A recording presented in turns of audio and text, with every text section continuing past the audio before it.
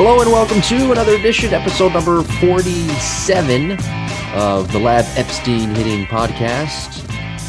My name is Jim, and standing in a room in Tampa Bay, Florida, blah, blah, blah. And joining me on this great program.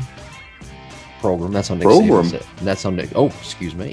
I was going to introduce you, Jake Epstein, but you know what?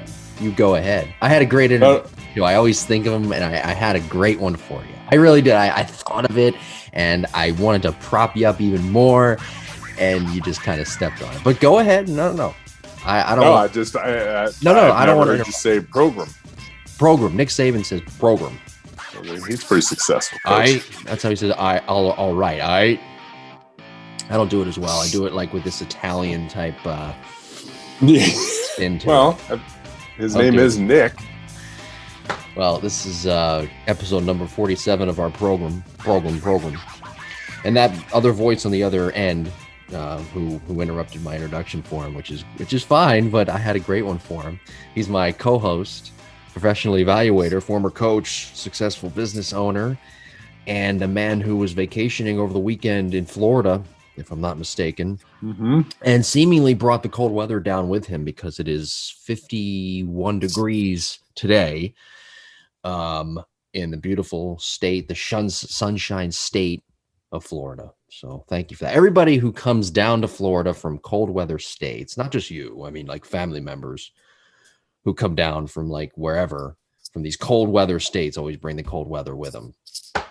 It was nice when I was there. So, maybe you caught my jet breeze as I took off from Fort Lauderdale yesterday when it was about 80, but that's fine. If it's bad there today, then I'm not there, so it's okay. Yeah, it was a fun trip down to South Florida. As always, soaking up humidity, warmth. Yeah, I got spring breakers. It wasn't too bad where we were, which was cool. I got to see my little cousin hit a bomb in a game, which is kind of cool. I don't get to see him play that. He comes to the lab and trains. He's going to Harvard next year to play baseball, but wow, I never really seen him play a game. So that was cool. He showed off for me. Got to see all the hard work put to good use. Does he use the online hitting academy like we always promote? He should. Well, he was an original adopter way back when. Yes. So still sends me video all the time to stay sharp as usual. Yes. But we're not always sharp, sometimes we need help. Right. A reminder too, we are nudging towards our show having a visual element added to it, April 12th, which coincidentally happens to be our 50th episode. It's funny how things happen coincidentally on this program like that. 50th episode and boom, visual element. So if you haven't done so already, go ahead and subscribe to our YouTube page, or so help me God, I will turn this podcast right back around. Jimbo Podcast 21 at gmail.com. We do have 2 emails today that we do have to get to. We'll get to them, and we'll get to one, which is a follow-up from last week, and then we'll get to the other, which is a softball question, which pertains to our topic today at the end of the show. But I do want to touch on something here. Nick Markakis, one of my underrated favorite hitters in the last 10 years, I think, retired this week. And I think it was this week, right? I think it was this week. He retires with, I saw the statistic on MLB memes on Facebook. I don't know if you follow that account, but 2,388 total hits for Markakis in his career, 2,000 career hits plus. So it's really good. Really great. 1,969 swings and misses. And we've talked about it in the last couple of weeks about where the game is offensively right now and how there's more strikeouts than hits in the last 3 years. But Nick Markakis, and maybe it's because he wasn't as flashy home run strikeout type guy that a lot of hitters are nowadays. But Nick Markakis had a tremendous career. And also, too, he wasn't on many winning teams. He was on the Braves the last couple of years, which they've been very successful, but his first couple of years with Atlanta, they were rebuilding. And then, of course, with the Orioles, they had that long drought of not going to the postseason. But he had a very good career, Nick Markakis. I don't know if I believe that.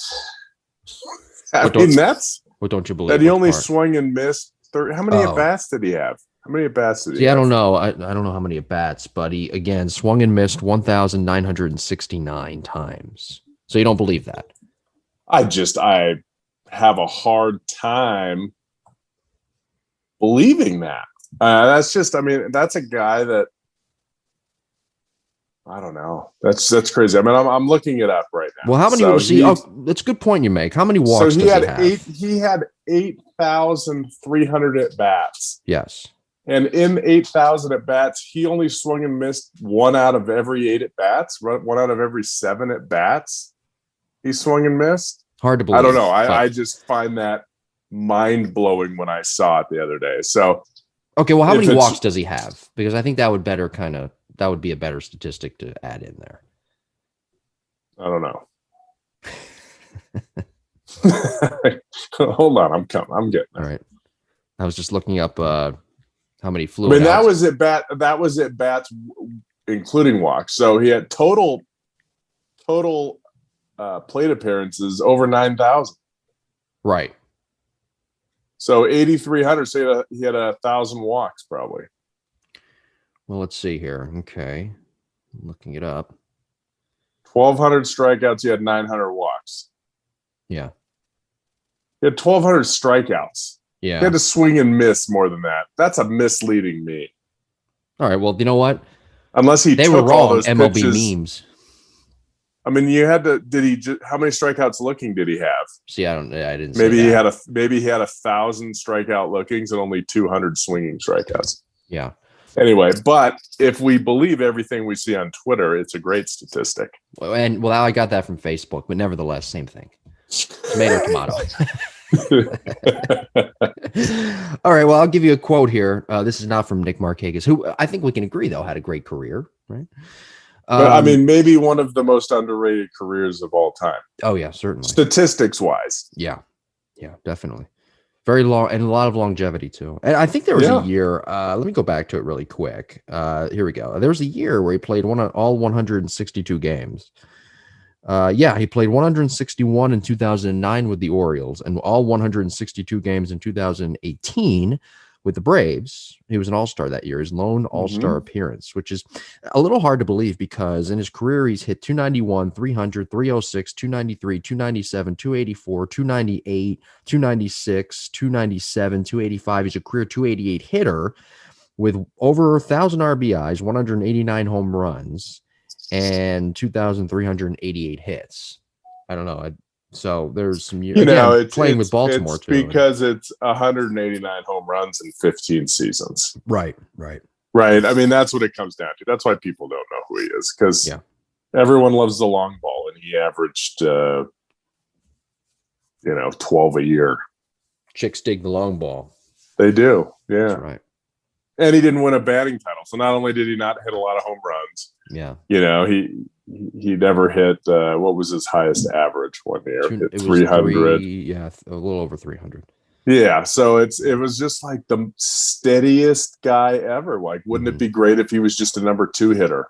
You could slot in there with those kind of numbers. But the problem was he was kind of leaned on to be an RBI guy, right? And he did. He had good years where he had couple 90 or one, RBIs where he had over 100 early in his career. So just a steady guy. Yeah.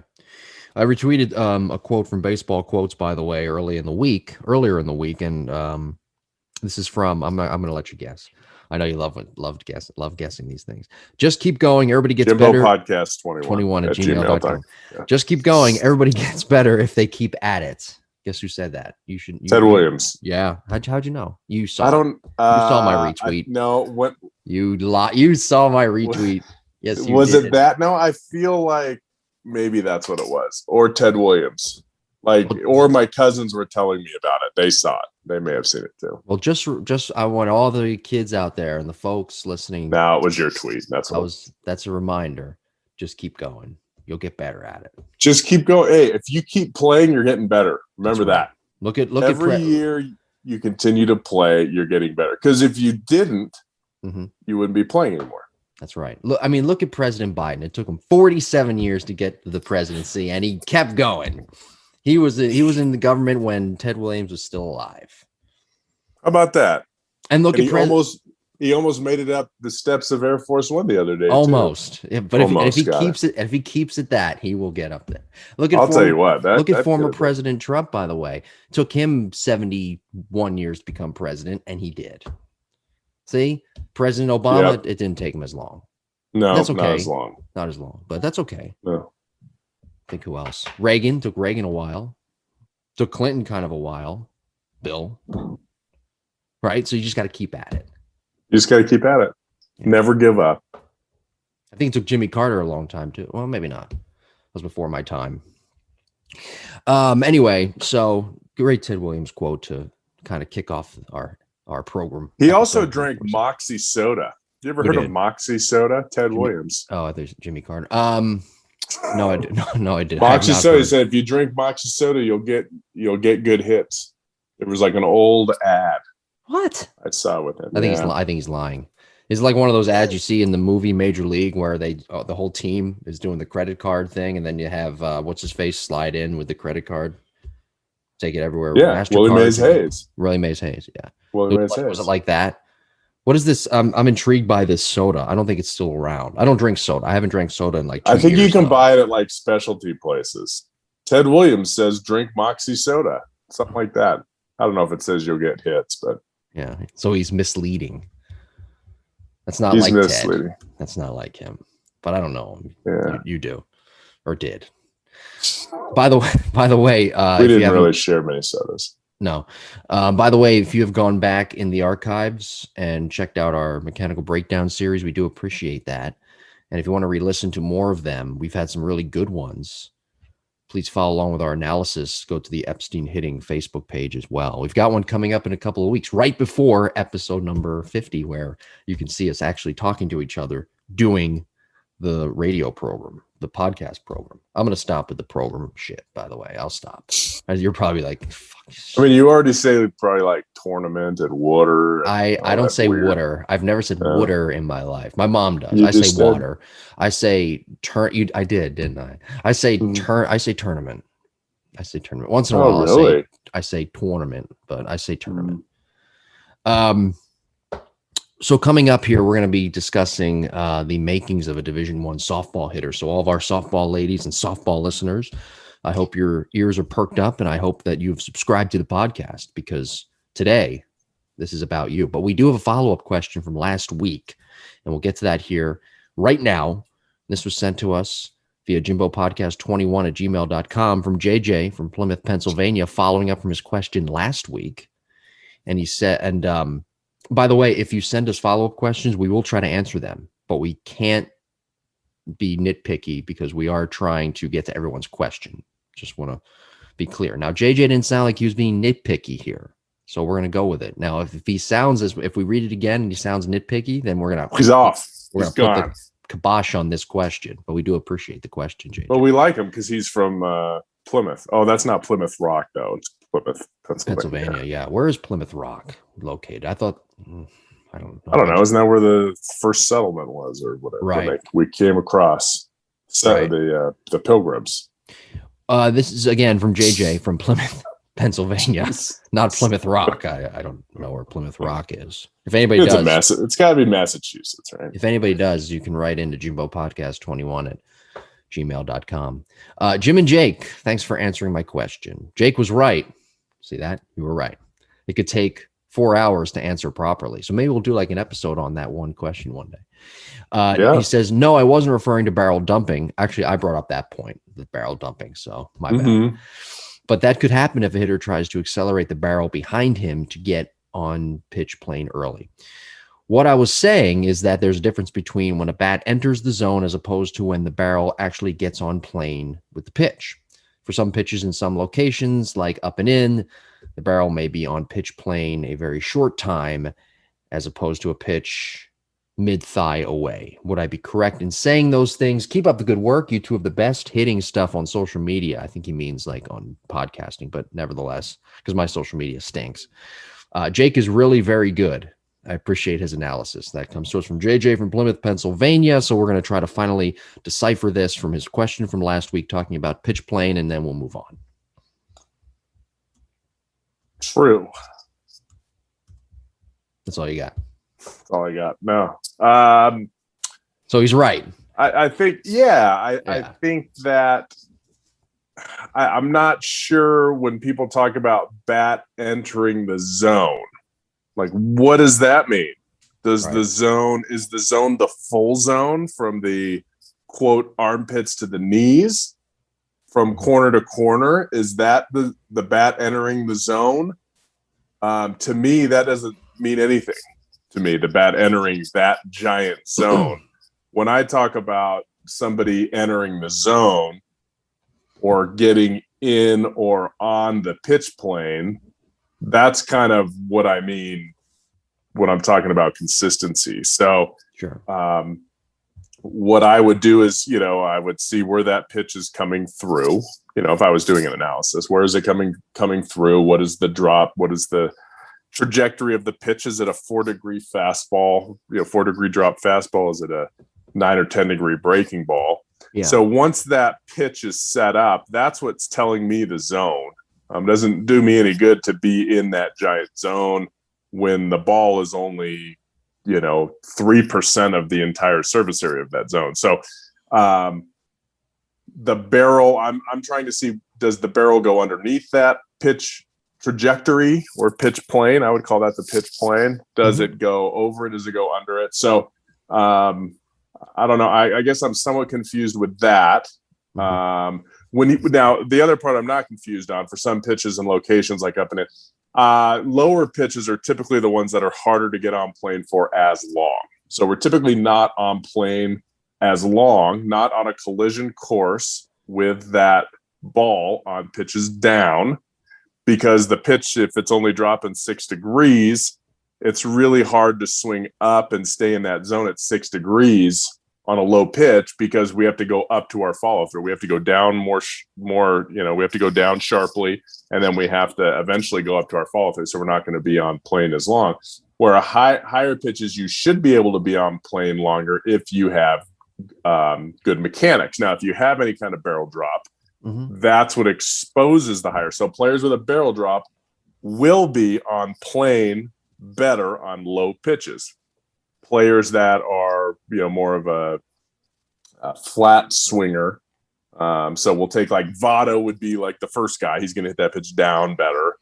Judge is going to hit the pitch down better. If you're somebody like Stanton, for instance, who's a very level flat swinger, he's going to be on plane much longer on a high pitch. Yelich is going to be on plane much longer with a high pitch. So yes, that will definitely, pitch location plays a huge role in how long our barrel can be on the zone, even with good mechanics. And that's why I always tell players, if you have the perfect swing, or you have as close to a perfect swing as possible, you're on plane for a really long time on most pitches, you stay inside the ball, you're short to it, you have great extension out in front. If I throw you 100 pitches, 2/3 of the plate in, thigh high, what pitch is coming, the speed it's coming, you should hit 85 of those hard out of 100. And of the 85, you should hit maybe 60 of those for extra base hits.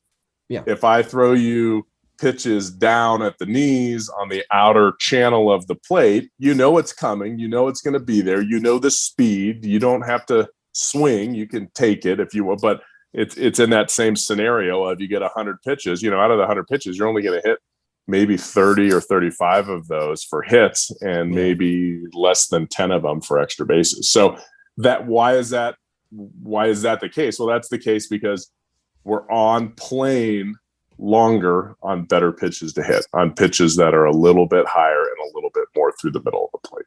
Is that why, just to follow up with that, is that why pitching coaches nowadays still say, some of them still say, maybe they use different terminology, but the gist of it is they say, hey, live down. They still tell guys to live down, even though we're in the launch angle revolution and that era of hitting. Is it because that the lower pitch, as you just mentioned, is it harder to hit, sinkers especially? It's harder to get on plane and stay on plane longer than it is high pitches? Because you would think common sense would tell you, well, if they're going to, if their swing is more of an upward trajectory, of course pitchers should throw up. But that's not the case based off what you just said. It's correct? The old no, it is. It's the same old adage. The mistakes, right? As a pitcher, when you make mistakes, where do you make them? Not down, right? Your mistakes are always up. You leave it up. So that's been the case for 150 years.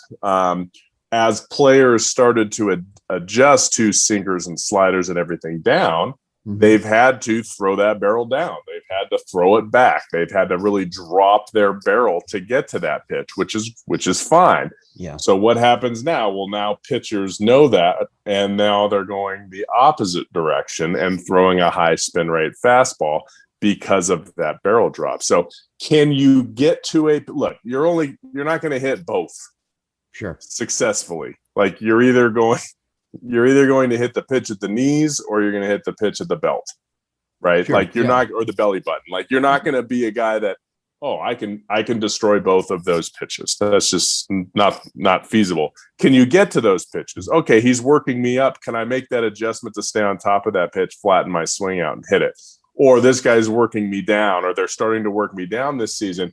Can I get into my legs more? Can I get my barrel down a little bit more? Do I have the ability to make that adjustments in my swing? That's what makes great hitting. It's not one way. It's not, okay, I'm going to, snap my barrel back or get my barrel down early by, doing whatever with my wrists or my hands or my elbows, because that only works on one pitch. So for me, and I might be wrong here, but for me, if I can hit pitches from the thighs to the belly button, I can typically teach a player to get their bat head down. They don't swing up over that pitch. If all of a sudden I'm like, okay, we're going to work the knees, like they don't miss it by 2 inches. But what I see all the time when I'm training players at the lab, when we crank up that machine a little bit harder, even if the pitch isn't up, even if it's at the thighs, where does everybody miss? Nobody ever misses over it. Sure. Everybody drops their barrel underneath it. It's just I don't know what it is. It's gravity, right? The barrel wants to go down. Sure. Yeah. So for me, it's easier to keep the barrel up. And then at the last second, if that pitch is down or sinking down, I can drop my barrel on it. But once my barrel's down, it's really hard to get it back up. The only way is really to flip the top hand over to try to get to it. So again, that's just kind of how the game works and the game is played. I always tell players it's the opposite of fielding a ground ball. As a hitter, I can always, what did they used to say? Oh, he really dropped his barrel on that one, right? At the last second, he dropped his barrel. Left-handed hitter dropped his barrel on a pitch down and then boom, hit it out. But for hitters, it's always better to keep your barrel up, and then at the last second, we can drop our barrel because of gravity. It's the opposite of an infielder who's trying to keep his glove down and then make the adjustment up. Yeah. Okay. You don't want to be an infielder and have your glove up and then try to make the adjustment down. It doesn't work. And the same is true with hitting. You don't want to start down and try to make your adjustment up. It just doesn't work. Yeah. So what you're saying is you want to work top down. You do, to cover the strike zone. Sure. Well, great analysis there, of course. And JJ, I hope that answers your question. Yeah, me too. It was a good question. I just don't know about it if I got the beginning of it. Ep was pretty in depth there, and he explained it as always very, very good. So again, thank you, JJ, for the question. We do appreciate it, and we do have one more question coming up later on in the show that has to pertain to today's topic. Coming up, we will shift a bit. Plymouth Rock, is that the topic? He's not. No. We'll have a geography topic one day. It's where they got off the Mayflower in 1620. How do you know that? That's pretty good. I thought I knew my history. I had to look it up. You Googled, but I knew it was the Pilgrims and the Mayflower. I just didn't know exactly what state it was. All right, we're talking today about how to turn yourself into a Division I softball hitter. But first, for some, the baseball season is here. They've been playing in Florida here. They've been I'm sure in Texas too. They've been playing baseball since February. Some since late January, like crazy. And you can't always find the time to get to the cages or go see an instructor. I mean, it's just the way it is, the lay of the land, as they say. And so that's why the Epstein Online Hitting Academy is a great tool, and it could be right for you, meaning you, the listener, podcast listener. Yeah, it's actually a great way to become a Division I softball player too. I mean, what a perfect segue into our conversation. Yeah. Yes. So it's pretty cool. I got it, randomly the other day. Yeah. Randomly, all of a sudden, I got one of my neighbors signed up. Mm-hmm. Somebody in my neighborhood. Does he listen to the podcast? No. Oh, damn. But he probably will now. He's on the list now. So I'm sure the team will. But all of a sudden, it was like this person signed up. I'm like, oh, that name kind of sounds familiar. I didn't even know they had kids. And then they sent me a video, and I'm like, geez, I recognize that kind of backyard look. And sure enough, it was somebody 2 streets away. So yeah, the online academy is great because you can be in my neighborhood here, or you can be on the other side of the equator, or anywhere on the planet, as long as you have internet. And the great part is Elon Musk is putting up these satellites that surround the globe. So you can be pretty much anywhere in the next 10 years and you'll be able to send us a video. Did you know, hold on. Well, that to point of Elon Musk there. For more information, log on to the Lab Epstein Hitting, the labbcs.com, but also epsteinhitting.com as well. You can check out what's going on at the Lab BCS as well in beautiful College Station, Texas, in Jake's beautiful facility with all of the up-to-date technology, which personally I've always said I think the coolest part, we talked about hit tracks last week, is the virtual reality. I think that's one of the coolest things that you do have there at the Lab BCS. Pretty cool. Yeah.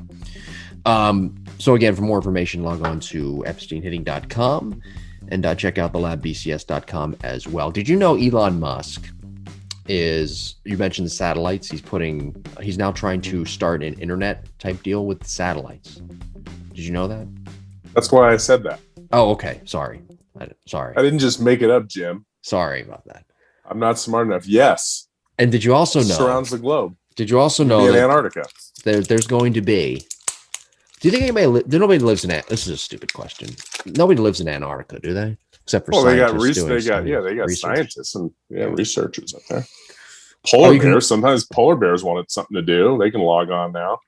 Well, you can log on to if you're in Antarctica, if you have internet, you can log on to epsteinhitting.com too. To the online hitting academy. But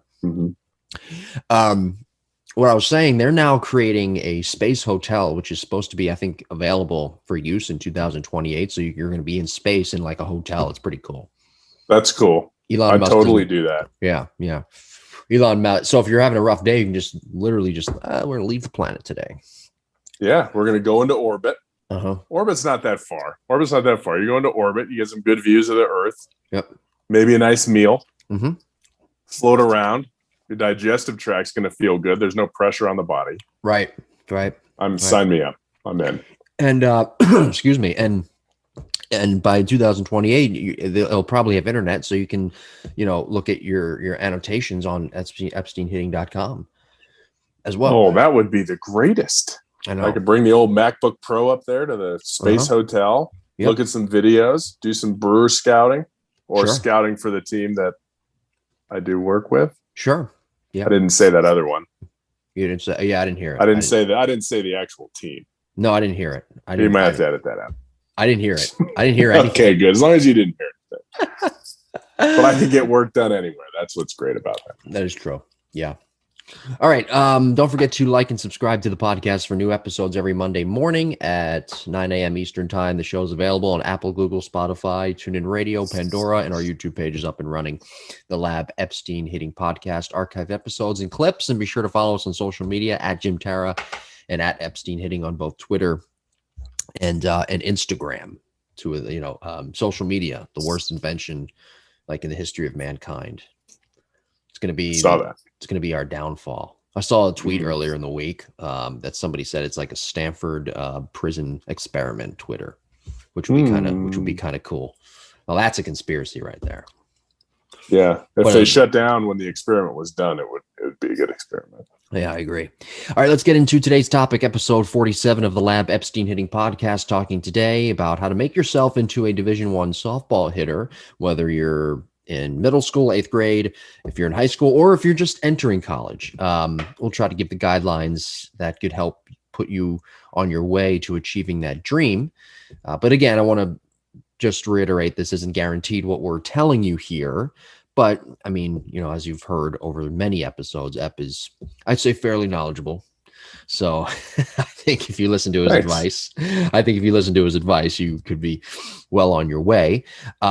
We won't sit here and guarantee success like other instructors would, but these guidelines, I think the percentages are in your favor, and they certainly will help anybody listening who wants to become a Division I softball hitter, a true Division I softball hitter. By the way, Bailey Hemphill, prime example of that. Speaking of which, you probably know this. She was named the SEC Player of the Week for last week, FYI. She's been a student of Jake's I think I'm correct on this, for many, many years. And in doing my prep this week, Bailey appeared on a list in an article that was written by Graham Hayes last June of ESPN.com. It's ESPN's all-time list of greatest Division I softball players. And among the first basemen, I'm going through it, and you see the normal names, the Jessica Mendozas, Sierra Romero's. Bailey was on the list. She came in 7th of the best first baseman in college softball of all time with 3.8% of the vote. Now, again, mind you, this is a list with like Jessica Mendoza and Sierra Romero. Bailey still plays. She's what would you call, she's senior, fifth year senior. Senior. And she is, of course, one of your students. So prime example of a successful softball, perfect example of a successful Division I softball hitter. Yeah, she's pretty great. She had another home run last night against who'd they play? Tennessee. Oh, it was beautiful. It was off the scoreboard. Yeah. I don't know where you want to start here, but softball, and Bailey's catching this year. Because she came in at the same time as a catcher, so she got to play first base most of the time early in her career, which is great for offense, but to have to transition to become a catcher your last year of college, and still hit, that's a lot of work. That's tough to do. So kudos to her for being successful. And the girls really that I just saw over Christmas break, Finchie at Troy University is doing really great, which is fun to see. And I don't know, it's always fun to follow my players, but it takes, it starts with, I want to get a little bit better every day. That's where it starts. It starts when you don't have to start when you're 6, you have to start when you're 8. But when you start, if you're 10 or 11 years old and you want to get going with it, you have to get going. You can't just kind of join your recreation team and play 10 or 12 games and think that's going to do it. You have to when you get in it, you get in it. And like I have a daughter that's 10 years old, and I don't push her at all, because if I were the one that pushed her, it doesn't work. Like my career is over. They have to have some kind of internal drive. And if they have that and you put them on the right path, they'll be great. But I'll say, hey, I bought you a pop-up net, here's a bucket of balls, and we have a great tee, if you want to spend 10 minutes and hit some balls. But you can't push for that. You have to figure out when they're ready for that. And she's not quite ready for that yet. She loves to play. And when she's out there playing a game or at a practice with her team, she does very well, just because she's, I don't know, she's lucky. I guess the mechanics that I slowly built in, don't hold her back. So she hits better and she makes a lot more solid contact with other people. But to me, it's like if she was a freak and just, got after it every day after school, instead of, social, no, she's not on social media, but instead of having a phone or something, she spent 10 minutes a day off a tee without me pushing her, then that would speed up the process. So the desire to be great has to be there. Otherwise, don't even do it. Like it's not worth it. It's not worth wasting your time. For instance, I told you I was down with my cousin, and he's a workaholic. Like he goes up to the Cressy Academy there in Florida, where there's a lot of minor leaguers, and he caught Jacob deGrom a month ago or a month and a half ago before spring training started. He'll just go up there and catch bullpens. He'll work out, he'll catch bullpens, he'll throw, then he'll go play a game, and then he'll do it again the next day. So it kind of blew my mind the other day with him. He had he had an injury, so he has to get the screw removed. And so he's been playing, and he's been really good. Like, he's been hot and whatever. And it's like, okay, now I got to get the screw out, so everything, heals up the way it should. And so his season essentially is over, and then he's flying to New York to get it done tomorrow. So instead of like just taking 2 days off before he goes to New York, he was like, I'm going to go back up to Cressy and face a couple minor leaguers that are throwing live at bats. And I'm going to work out again. I'm going to throw again. I'm going to run again. And that's just what he does. Like, it's fun for him.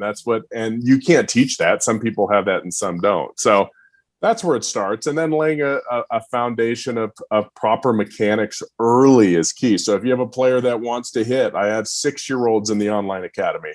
And it's the greatest gift you can give them if that 6-year-old will spend 10 minutes a day or even 5 minutes a day doing it. Yeah. And you should see how quickly they pick up the moves. Sure. And I always tell them, geez, you're 6. Like, you never have to change when you're 12.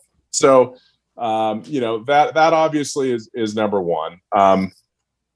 Like anything else, learning to play catch, throwing a lot, for girls, throwing a lot and throwing hard through a target is really, really important. Just to kind of get through, because a lot of young female players, they're afraid to like hurt the person that they're throwing with, when they first start playing it at like 9 years old, 8, 9, 10 years old. Yeah. And so they push it, they throw at the target. They don't throw through the target.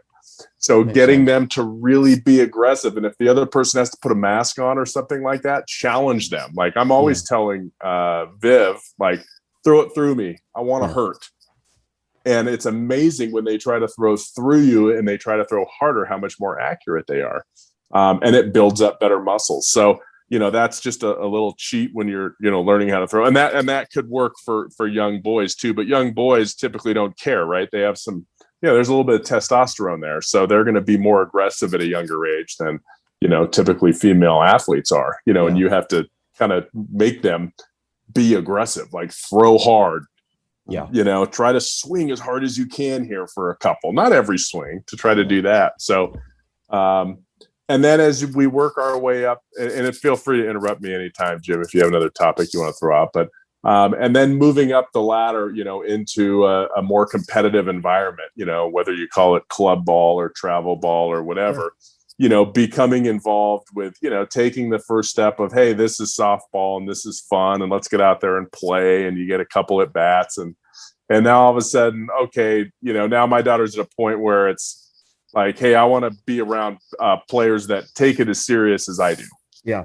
Yeah. Okay. So that's kind of the next step is, okay, well, now you have another time commitment and all that. So, but okay, we're ready to increase the competition. So now it's getting them to prepare against better players. Trying to, if you can play up a little bit, that is very beneficial for female players, playing better competition at an early age, pushing them to see faster pitching. And that's what we do at the lab when we're training our softball players is, we'll kind of push the envelope with velocity just to make them uncomfortable, because girls will do anything you tell them when it comes to softball. Like, boys are like, oh yeah, but what about this with my shoulder or this with my foot? Girls will be like, oh, like this.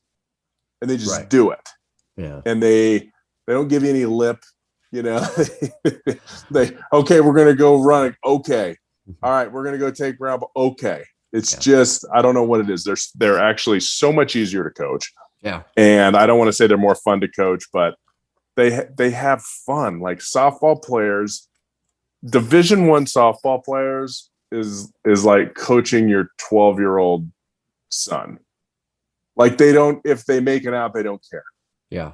Like, they're going to dance. They're going to like hit a double and smile. Yeah. An outfielder's going to like dive, hurt themselves, fall down, do something slight. They don't care. It's the most amazing thing I've ever seen watching Division I softball is how much fun they have compared to Division I baseball players. Now, Division I baseball players have a really good time when they're winning, right? When they're hitting, when they just get a hit. Softball girls, they just, I don't know what it is, but they just seem to have fun. They have fun on defense. Yeah. Yeah. You know what I mean? I don't know that. The question is, do they bat flip though? Do they bat flip as good as the guys in college baseball? I don't think they don't. The testosterone's not there to, beat the chest. Oh, look at me. Look, I'm great. Let me just jump in here really quickly with the players you work with, Bailey being one of them, the gal from Troy University. I don't know her name. My apologies. But what kind of drive? I know this is kind of an obvious question, but can you describe in detail the drive that they have when they're working with you or when they're practicing in general? What do you notice about their drive that makes them different? I think there is something where if they're not, especially Ansley. So Ansley Finch, and they're sticking out to me right now because I saw them most recently. Yeah. In fact, Adrienne Nardone, who plays at Colgate, she actually just had a pinch hit double off the wall to win a game the other night. So I'll give her a shout out too. I know they're probably listening. But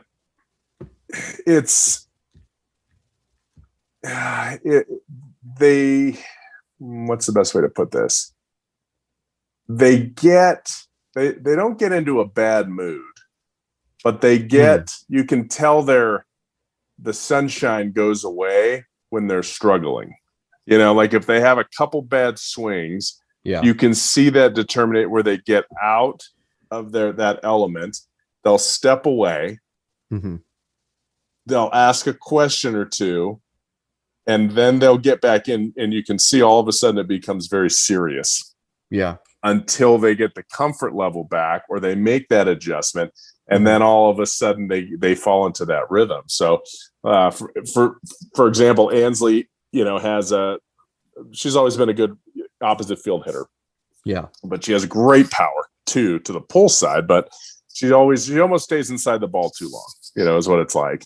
And she has this little move with her right hand that she does with her, when the barrel's coming through, where sometimes she'll kind of top it, hit the top outside of the ball to the pull side, even though she's not swinging down or even swinging up too much. It's just kind of a weird thing she does with her hand.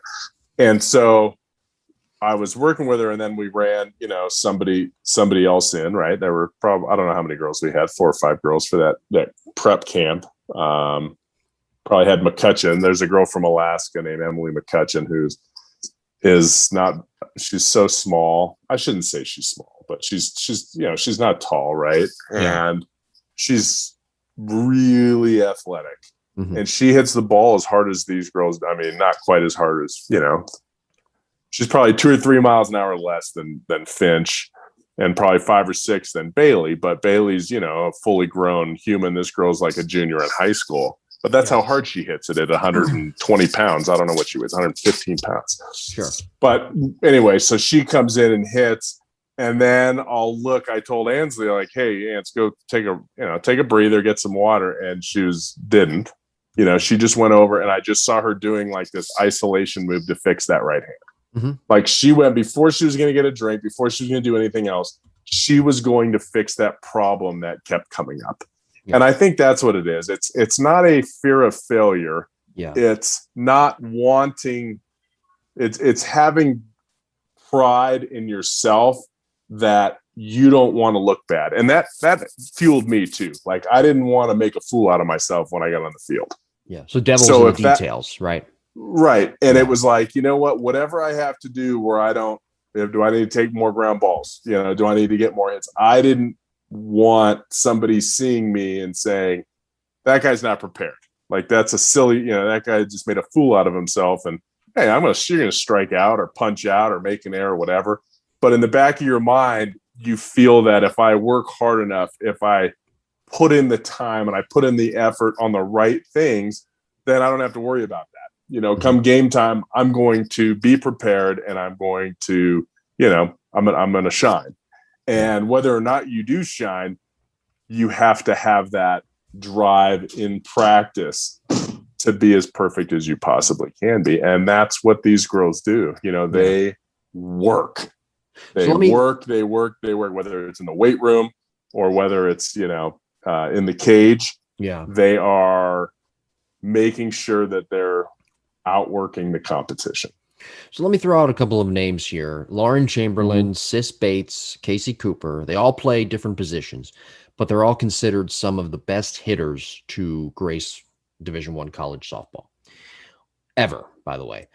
What is a commonality you see in those ladies that makes them so great? Because everybody physically is different, just like in baseball, obviously. Some girls are stronger than others. You mentioned the one gal, she's a little bit shorter, weighs, 115 pounds. So physically, and they all play different positions. But what are those hitters that I just mentioned? And of course, the Jessica Mendozas of the world, what do they all have in common as Division I softball players as some of the greatest hitters of all time? Giant quads and forearms. So they're strong. Physically, they're all strong. Yeah. Physically, they're all strong. Physically, they had offensive mindsets too. So, without training them individually or knowing them, personally, I can tell you that, mechanically they did things that, great baseball players do too, right there. Yeah. They were relaxed, they weren't jumpy. They had, I would say, you go to slow early rhythm, things like that, where they're relaxed and they're not trying to, there's not a lot of big moves happening before the front foot lands and launches. They were all players that they didn't really give in. I would say, like, they were offensive minded players. Yeah. They weren't afraid to fail. They weren't afraid. And what I mean by that is they weren't afraid to hit with 2 strikes. Yeah. They weren't afraid to, I just swung and missed it in an rise ball. Geez, I shouldn't have swung at that. Yeah. And then, what they did? They turned the page and it was like, okay, who cares? Right. Next pitch, what's coming at me now?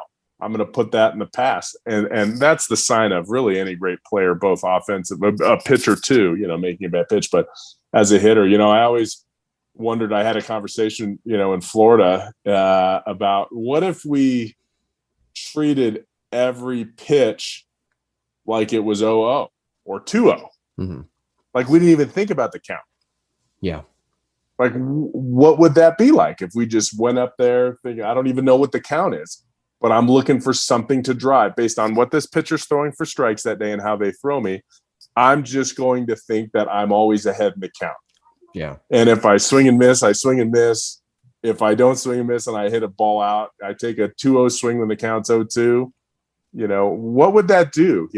What would that do to my confidence? What would that do to, my results, my 2-strike results? Would they be better or would they be worse? Yeah. Because sometimes we get to 2 strikes and we're like, okay, I got to protect.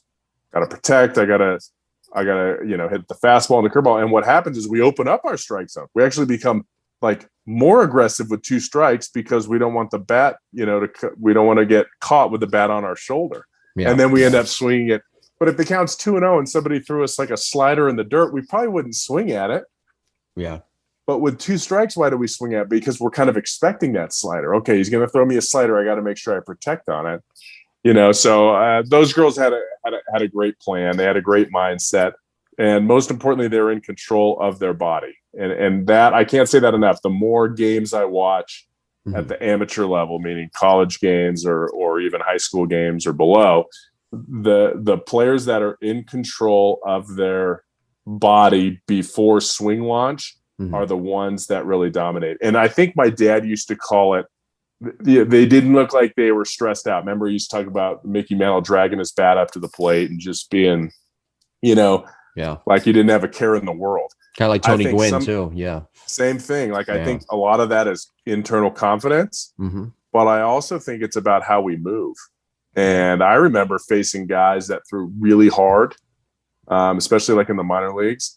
Yeah. all of a sudden my stride would be faster. Like I was trying to, if this guy was throwing 95, I was trying to stride 95. Yeah. And that's like the worst thing you can do, but that's just adrenaline, right? That's your heart pumping. That's you saying, I got to get going. But I didn't know the right way to do that, you know, and now I do. And now I teach all my players how to do that from a very, very young age. Yeah. You know, it makes me think of when I was reading the mental side of baseball, and I think that the story was about, I think it was Lenny Dykstra, 13th rounder, one day facing a first rounder, and somebody brought up to him, hey, that's a first rounder out there, and he goes, yeah, so what? It's that relaxed nature that also kind of applies, I think, to college softball as well, where you are facing, like Bailey, for example, every weekend facing some of the best pitching in the country. Yeah, and you do. If you, and I always tell my players, hey, don't give that pitcher too much credit. Right. Like, don't give him too much credit. He hasn't thrown a pitch yet. Yeah. You know, Jack Leiter, a couple days ago. You know, maybe in the 8th inning. Okay, we can give Jack some credit. Yeah. Jack came to an Epstein hitting camp in Mountainside, New Jersey, as a hitter. I don't know how old he was. Like 8th grade or something. Yeah, it was funny. I met him. Yeah, he was good. Yeah. And his dad was awesome. Al's like the greatest. Like, he was so nice to everybody there. Yeah. Like all the other kids that were there, you know, when he came up. But anyway, yeah, that was cool to see Jack throw that. No, the other night. But yeah, don't give them credit. Right. Don't give it, just like pitchers aren't, I mean, I'm sure they do sometimes. But pitchers don't get on the mound and be like, well, this guy's probably going to beat me. Right. This guy's really good. He's hitting 3rd for the number 5 team in the country. Well, statistically, they already have in both sports already have the advantage because hitters make out and fail more. They make out. That's obviously right. You have to have that same confidence back at them. Yeah. Like, don't give them credit. Not every pitcher is on every week. Right. They aren't. They're going to make mistakes, and you have to be ready to do something with those mistakes. So as we wrap this topic up for this week, if you're somebody who, say, is an 8th grade freshman in high school, and you look at some of the best softball players right now in the country, what should you be looking at?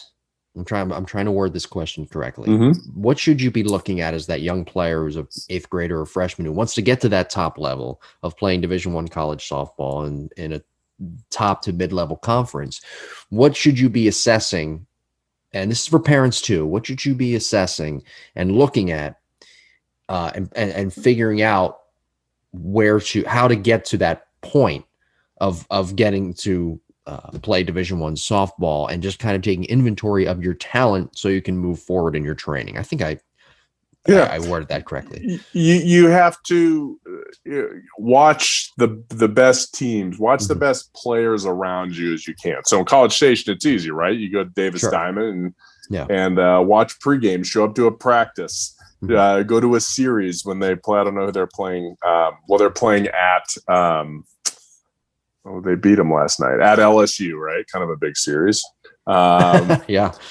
That's a pretty good one. But, show up and watch the girls and watch how they prepare and watch how they move. Don't just go to the game and get some cotton candy, like watch the game, watch it on TV. Sure. For crying out loud. It's so great. Women's sports, the SEC network, watch ESPN, whatever you want to, log on to, is so amazing now. I mean, the only thing that's not amazing is the women's round of 64, the weight room that they set up for the March Madness for the girls. That's the only thing that's been bad that I've seen. That was pathetic, wasn't it? That was pathetic. Absolutely. But no, I mean, watch how they play, watch how they prepare, and then put yourself in a competitive environment. It's time. You're in 8th grade. Find an organization in your area that prepares players the best that they can with the resources that they have. Yeah. Find your local coaches that, will put you through some great defensive work. The Bombers, Texas Bombers, the 14-year-old team uses our facility a lot, and they run one of the best practices I've ever seen. Baseball, softball, college, amateur. This 14-year-old team practices. Christy Malpass runs like just the most amazing practice, and her girls are great and they do great. And, if you can find yourself an organization like that in your area, it's really going to, take you to another level. And here in Colorado, like the softball's getting really good. There's good organizations around with good coaches that care, and will get you out there. They'll get you to tournaments where you need to be and where you can shine. So that's my recommendation. That and being able to hit. So make sure that your swing plane is conducive, because you can be uber successful at everything, but if you have some kind of swing plane issue in softball, it's going to get exposed at 43 feet. Yeah. Because that ball does some crazy stuff from 43 feet. Sure. And if you're not able to be compact, short, and quick and be able to make adjustments to pitches, it really doesn't matter how prepared you are, defensively, or how good your arm is. You have to be able to hit, unless you're like super fast and you can slap. That's the other way out. But for the other, 90% of players that, can't slap and run like that, get to first base in 2.5 seconds. We better learn how to be successful with the bat. What is an above average time, like a spectacular time from home to first in softball? I don't know, really fast. I actually don't know the exact. Baseball above average is like 4.08 to like 4.19, right? Yeah. It's less than 3 seconds. I'm fairly certain on that. Sure. Yeah. Yeah. It is unbelievably quick. Let's get to our final portion of the show. One more question here. It comes to us from John. This is a question pertaining to softball. John from Phoenix, Arizona, sent to us via jimbopodcast21@gmail.com. He writes, "Hey guys, I wanted to give a shout out to your partner, the great and wonderful Oz, aka Jake Epstein." You spelled your name wrong, by the way, but that's okay. Oh my! Did it say Brad Pitt? And sometimes people confuse me with that. Yeah, I that's why I heard that about you. He spelled it Epstien. No, he's off the list. No longer certified. Quick story. This is from him, from John. Quick story. I attended the Epstein certification class in Denver a couple of years ago. Jake broke down my daughter's swing in the film session. Division I frustrated player, he writes in parentheses, and he gave me the drill to fix it, her issue. And I guess in parentheses, he writes loose hands drill, which kept her hands on the right path. Close parentheses. The next day, I flew from Denver to her school, worked 2 hours on the drill, and the next day she hit back-to-back bombs. Success leaves clues. Listen and learn, fellow instructors, and EP will show you the way. Haha. What's EP? I don't know what that is. Is that you? Oh, Ep. Oh, Ep. Oh, okay. Good God. Almighty. LaSalle. They just revoked your diploma. Okay. Sorry. We'll continue here. I said EP in both. I thought it was like an initial something. I didn't know Ep. In homage to Jake, I still wear his hat at every lesson I do. And he writes in parentheses, until mine get done at the printer, of course. Okay. And he says, I'll thanks. expect one. Yes. He says, me too. He says, thanks, Jake, exclamation point. Now here's his question. I have an issue of players with what I call MARS, in parentheses, he writes, moves after release. Or I've heard the USA team coach call it IFBT, or in-flight barrel control. Are those familiar to you? No. Okay. If a player has more than 3 clicks or frames with hands and shoulders away from the pitch line after the pitcher releases the ball, they are inconsistent, late, and just miss under the ball. Never happens in front toss or velocity training in the facility, but always in live game at bats. The fix has worked the best, the fix that has worked the best is get back in the box so she has time, flat to vertical hand move to keep the barrel up longer, or the load and hold the angle. In my experience, looking at hundreds of the best hitters, they all have 0, 1, or 2 MARS in-game at bats. Have you dealt with this issue, and is there a fix you can recommend? Thanks. The podcast is the best I've heard, and every week is a must listen. John is our new favorite listener, by the way. And Yes. He says one more thing here, which I got a huge laugh at. and I want to clarify. He goes, and by the way, if I'm not mistaken, I think the host Jim may have been at the same certification I attended. That voice has always stuck with me. Pretty sure the guy that kept interrupting Jake, Yoda, all day was Jim, but I could be mistaken. Well, you know what, sir? You are mistaken. I was Jake's former pupil and now co-host, but I was not at the certification course. So I also used the eye test story Jake told of Ted Williams and Babe Ruth flight school. So good one. Thanks. And that is from John from Phoenix, Arizona. So just to be clear, I was not that guy who kept interrupting you. And I'm trying to remember which one it was. I'm pretty sure I remember when John was, it was the one here in Highlands Ranch. But I'm trying to remember who it was. I kind of have an idea who it might be, but I usually pick one person and pick on that guy the entire weekend. It's quite fun and they love it. Yeah. Okay. So and let me go through, he mentioned that the Ted Williams, Babe Ruth flight school. Sure. Anyway, there was, when Williams was, going through his training for, to become a pilot, everybody pretty much that went into the military and whatever, they took this test. It was, like an eye-hand coordination test. And so Williams took it, during World War II. And he said, how did I do? And they said, whatever. A few days later, he had asked, and they said, well, you had the second highest score. And he was pissed. He's like, there's no way someone had a better score than I did. Like, I'm Ted Williams. Like, I have the greatest eye-hand coordination he probably didn't say that, but they said, yeah, Babe Ruth took it during World War I as like a publicity thing. Yeah. And he's number one. Yeah. So that'll tell you how good Ruth was. Okay. Now to this question, which I wonder what Babe Ruth's vision was. Probably like 50-20, something crazy. Yeah. He was good. Yeah. But this, I've never heard moves after release. Although I think that John calls it that, which totally makes sense to me. Yeah. I like the acronym too. It's much better than but in-flight barrel control. In-flight barrel control.